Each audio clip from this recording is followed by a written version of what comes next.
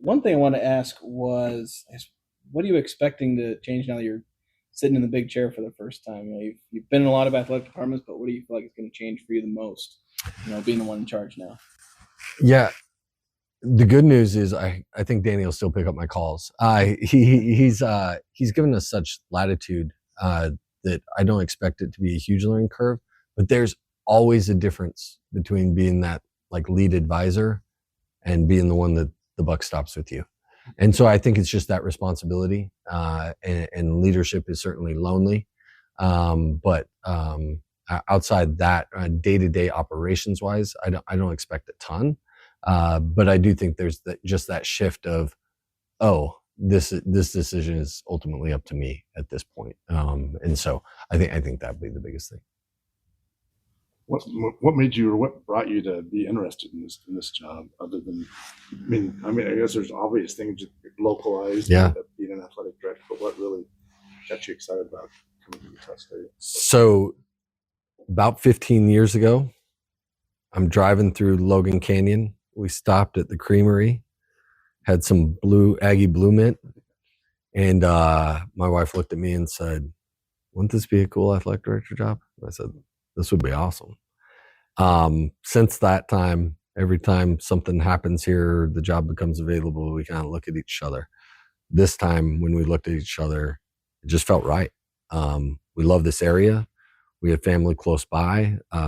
College athletics is hard. It's hard on families. There's no work-life balance. There's work-life integration. You figure out how to make that work, and Heather's done a masterful job of that. But being able to be in an area where you really want to be and your kids and family you think would be extremely happy, and it aligns with a job that has incredible potential in a wonderful, beautiful place, it was tough not to be interested. Did you reach out any other times the job was open? It was only open like a year and a half ago. Yeah. I reached out last time, but it just wasn't the right time. So you have the insight into the Aggies winning at Vanderbilt this weekend. It sounds like you're going to be there. And I will be there. Coach Heupel, it's obviously here for a year. Yeah. I'm incredibly excited to go there. I love what I've seen. I've been behind the scenes watching football games at home. The boys and I stayed up late last week to watch the win over McNeese and watch the game against Air Force as well. We've got a gritty, tough team, and I think that's led by the quarterback. And but all of our student athletes, they're invested and work hard. And I'm excited to go to Vanderbilt. I enjoy beating Vanderbilt. I have a lot of good friends there. They're awesome people, great athletic department. But obviously being at Tennessee has been a rival, and so excited to go there and hopefully come out with a victory.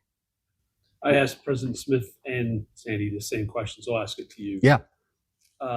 You're stepping into a situation where there's been a lot of turmoil surrounding Utah State, externally and internally. Some of it academic, some of it athletics related.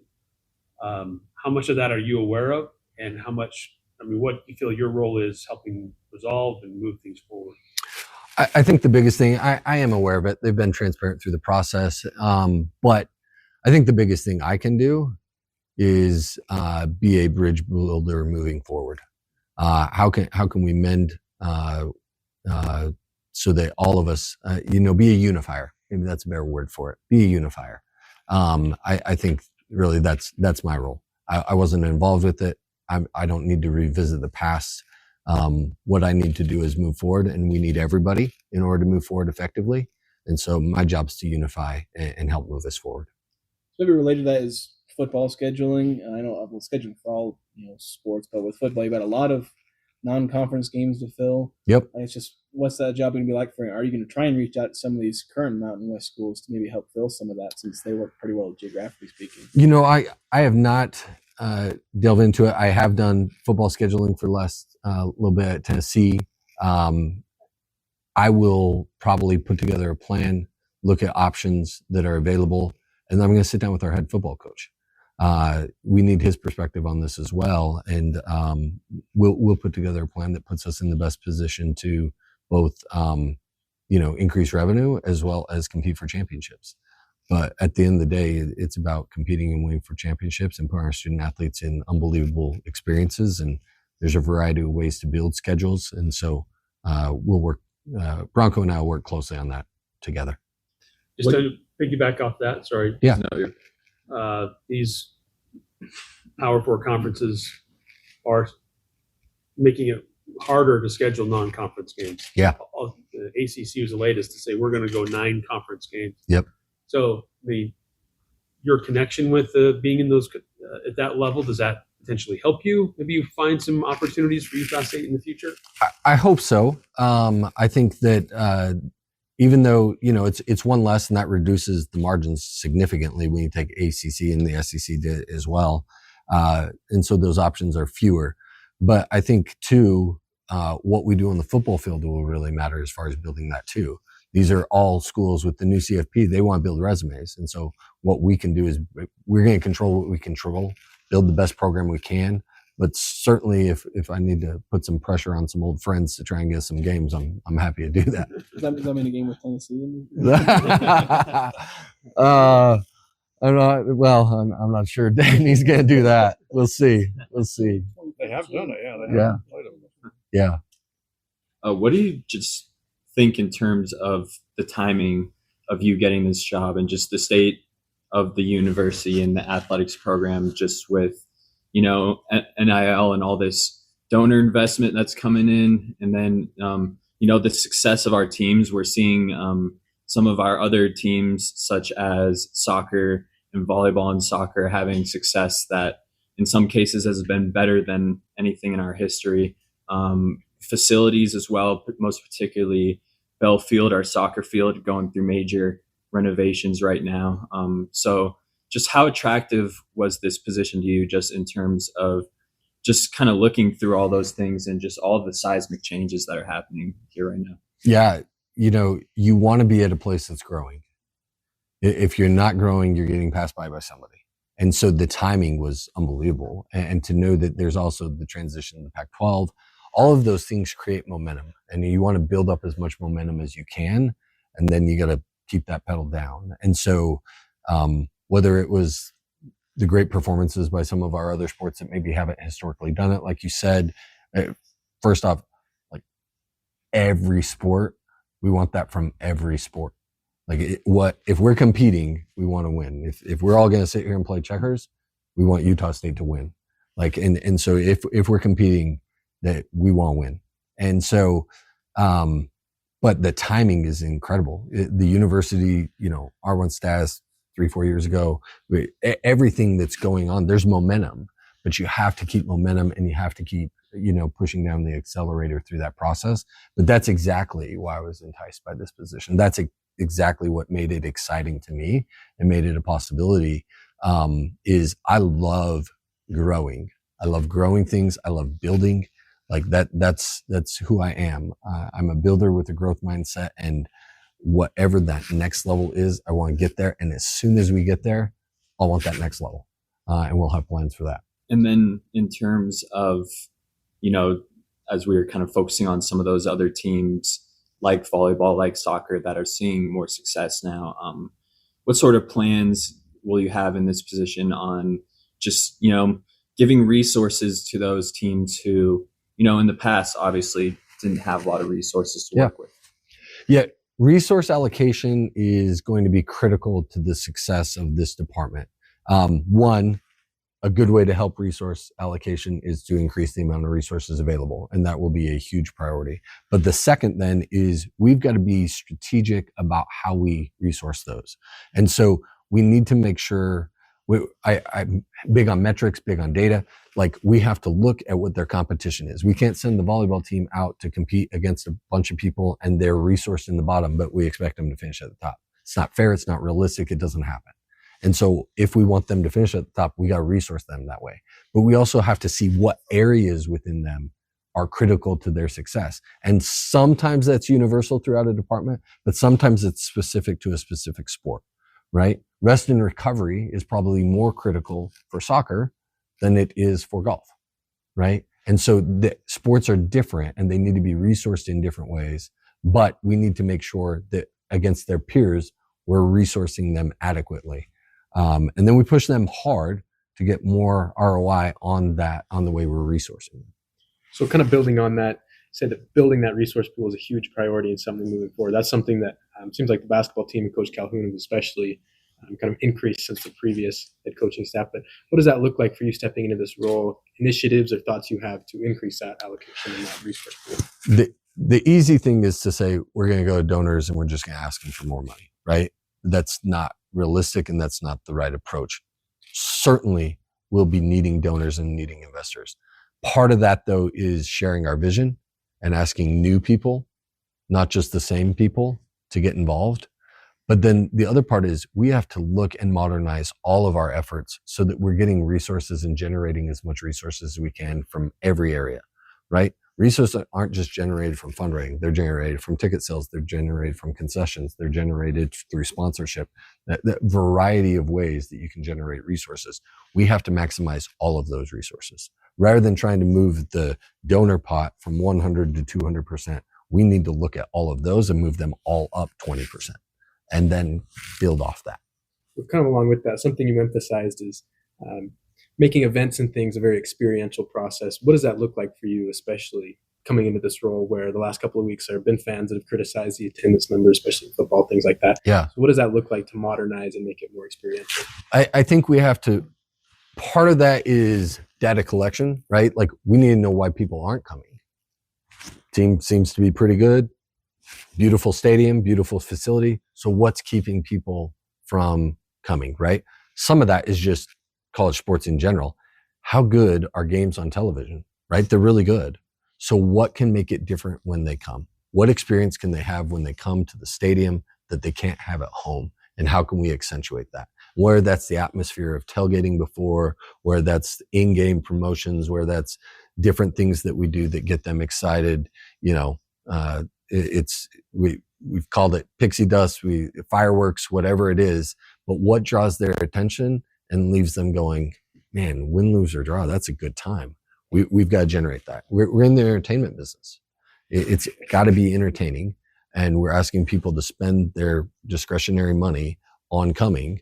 Like, it's got to be enjoyable, and we got to make it a spot where, like I said earlier, that they can build memories and forge those things that they're like, man, that was incredible. Some of my best, I'm a little bit of a junkie here, but some of my best experiences in my life are at sporting events. I mean, they can be incredible memories to share with family and friends. We need people to want to do that, but we got to provide the environment to make it happen. So you spent a time in athletic departments that are both like in the P4, ones that aren't. Of course, you've been in athletic departments and moved from the G6 to the P4. But what's the biggest difference between athletic departments between those kind of two? I don't call them two different levels of the sport, but what's kind of the difference in those, if there are significant differences? I mean, an obvious one's resources, right? But another one is pace and eyeballs, and sometimes those are good and sometimes those are bad, but it's primarily pace. But I'm a high pace guy anyway. If I could, I would sprint marathons. I can't, so I'm going to stop after I'm 2-3 miles in. But we're going to want to go at a really high pace. We're going to increase how we do things. We're going to push people to be their best. And part of it is just establishing that as a standard. It becomes habitual at times to be comfortable where you're at. When we're pushing and transitioning, we have to push out of that. And the best way to do that is to just start going at a rapid rate. And that rapid rate will sometimes get people out of their comfort zone, and then you're able to push forward quicker. Going with that rapid rate, I mean, obviously it's less than a year now until we're making this Pac-12 transition. So just what certain benchmarks or milestones will you be looking to hit here within this first year? I think that'll all be part of a comprehensive plan that we got to put together quickly, right? But I think we have to first assess where it would be predicted that we would end up, right? Collect data, know where we're at, know how we measure up with them. Again, if we're the worst resource school in the Pac-12, not. But if we were, we couldn't expect to then win the Pac-12 and everything. So we have to be realistic about that. We can't have false expectations, but we have to then set, okay, based off this is what we'd like our expectations to be. This is the measuring stick. This is where we're going. And then have individually broken down steps of how to get there. And then we're tracking on those, and we have strategies to obtain them, and we're going to adjust them along the way. I mean, this will all be a really living kind of plan that is organic and changes, because we're going to decide that putting more widgets in didn't help. Okay, take more widgets out. Oh, that seems to really help. Okay, let's keep doing that. And so we're going to go along and try and put together a comprehensive plan that really establishes those goals and has very systematic steps on how we're going to achieve those goals. But a huge part of that starts with resourcing it. I was going to say just one or two more questions. I have a fairly specific question about football. Yeah. They're moving the transfer portal window to just kind of one, likely in early January. Bronco Mendenhall has expressed some concerns about the timing of that, specifically because of academics. I asked Al Smith about this as well, but like, what kind of challenges do you see, or how do you try to overcome that issue where it's like, that's where the portal window is going to be. You got to get transfers in during the window. It's imperative. So how do you try and balance getting those guys in to have a good football team, but also like they might, students might be coming in 2-3 weeks into the semester? Yeah, I think we're going to have to be very, this gets to change, right? If the rules that we're playing by change, we're going to have to adapt and change as well. And we're going to have to change processes and modernize in those ways. And so if that date gets set, we're going to have to make some adjustments. It's not an option to not get people in the portal. And so we're going to have to make some options so that Bronco can field the team that he needs to in order to meet the goals and standards that we have. Do you have any concerns about being hired with an interim president at the university? It's a little kind of a unique situation. It is very unique, and certainly had lots of questions about that through the search process. The thing, though, that kept resonating was no matter who I talked to on the committees, the coaches, President Smith, the vision and the plan they were unified in. And so what kind of calmed some of those nerves about it was understanding I fit with this plan and I agree with this vision, and I think I can help that vision. You always want to go where you can have impact, and feeling like I could have impact, and that regardless of who that leader is, that they were aligned in what they wanted in that leader. And we talked about that, and that profile of that leader met with my expectations. And so always a little unnerving when you don't know who your final boss will be. But I did feel like they had a good plan of what that was going to look like, enough so that I was able to get comfortable with it. And there were enough pluses with the rest of the job that certainly enticed me. I'll do one more real quick. As long as it's quick. It's quick. Just seems unprecedented to see so many people from your previous athletic department come here to be part of your introductory press conference. I've never seen anything like that. Just your comment on that, what that means to you. This is a really hard business. We put our families through a lot, and we work really hard. You build, if you get to do it with people that you truly like and truly love, and you get to link arms and pull off something great, those bonds that you have will last a lifetime. And I think it's clear that the bonds that I've made with those at Tennessee have lasted. And I think it's also representative of Danny and the style he is and the way he creates a leadership team that is connected. There's no infighting, there's no cult, there's no ego. Everybody gets along and everybody is locked in on accomplishing what they want to accomplish there. And I think it sets a standard for what we want to build here. I would love that at some point we've built future athletic directors here and they're going off places, and there's 6 or 7 of us going off to wish them well too.